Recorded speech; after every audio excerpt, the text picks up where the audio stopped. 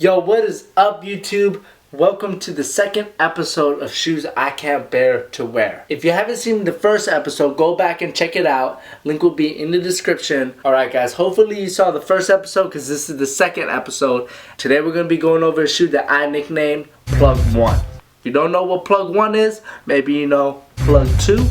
If you guys need another hint, it's a Nike SB. You know what it is yet? If you need another hint, something's missing from behind there.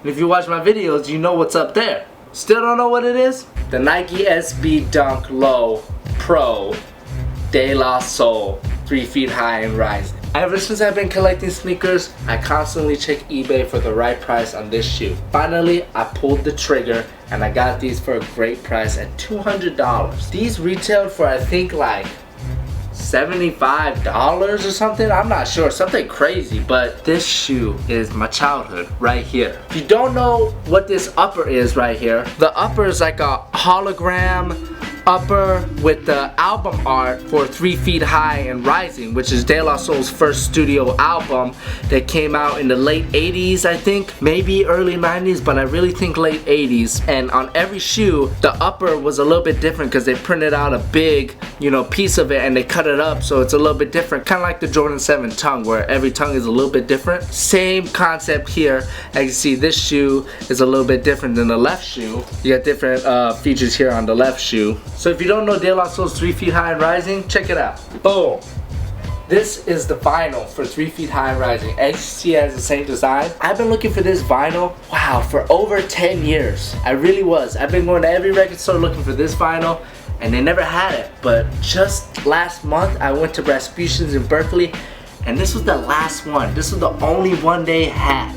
And it's just so dope. This right here, I listened to this album when I was a kid, and I grew up in an era where it was all about party music. You had, Tipsy, Jaquan, Lil Jon, Yin Yang Twins, Nelly, Skinny and Hot in Here. I grew up in that era. So a lot of the songs back in the day were a little too sexual, a little too explicit for my mom's taste, so she didn't really like the radio, so we listened to CDs. And one of the CDs that her boyfriend at the time, now ex-boyfriend, but it's all good, he's still a family friend even with my mom's, he burned a lot of CDs from his era, and this was in his era, 3 feet high and rising. So I would listen to De La Soul religiously, not just 3 feet high and rising, but Stakes is High, Blue Hole Mind State, De La is Dead. I listened to all those albums, but 3 feet high and rising was always my favorite because look at this. Look at the album art. It's just great. They really had a different sound back in the day. And I remember in Period 5, Mr. Burns class, I used to draw this album art and I used to remix it, like add my own elements and these little flowers. I used to draw all of this. I used to draw their haircuts. I had one album art where just like this, except their faces were just blank, but it was like because back in the day those iPod commercials with the silhouettes were really popular. Same thing, so it was like that style. And I used to just, wow, this album has so many great songs. Me, Myself, and I, Ghetto Thing, Potholes in My Lawn, Plug Tunin', that sampled Liberace. You had a little bit of Soap, which sampled Stand By Me by Billy King, I believe. Just really great album. De La Soul was one of the CDs that my mom wouldn't skip. She would just let it play through, which, because they're really conscious about their music and they're not really materialistic. And pretty much all the tracks on this album she would let me listen to. Other CDs she would skip certain songs, but not De La. She let De La play. Now there's a high version of this with brown and green. I don't like that one as much as this one. I think the white is a little bit more of a clean look. You have a white bottom here. You got the extra yellow laces. And look at that. Look at inside. Look at how old this shoe is. Old school Zoom Air branding. Really cool. It's really hard to find these shoes in this condition, which is dead stock.